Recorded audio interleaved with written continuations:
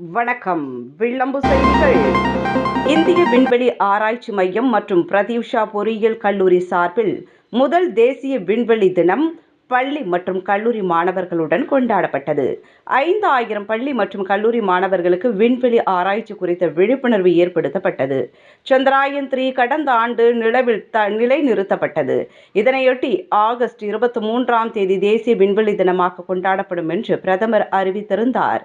அந்த வகையில் திருவள்ளூர் அருகே அரண்வாயில் பகுதியில் உள்ள பிரத்யூஷா பொறியியல் கல்லூரியில் இந்திய விண்வெளி ஆராய்ச்சி மையம் சார்பில் தேசிய விண்வெளி தினம் கொண்டாடப்பட்டது.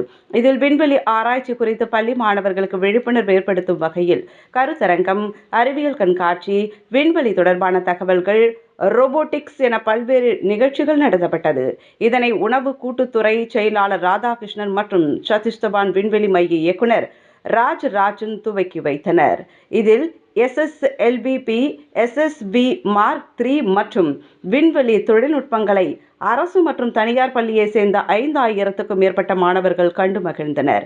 அதேபோல் இதில் கலந்து கொண்ட மாணவர்களுக்கு விண்வெளி ஆராய்ச்சி குறித்த விழிப்புணர்வும் ஏற்படுத்தப்பட்டது. ஸ்ரீஹரிகோட்டா துணை இயக்குனர் ரமேஷ் பாபு, இதில் பிரத்யூஷா பொறியியல் கல்லூரி தலைவர் ராஜாராவ், துணைத் தலைவர் சரண் தேஜா, தலைமைச் செயல் அலுவலர் பிரத்யூஷா உள்ளிட்டோர் கலந்து கொண்டனர்.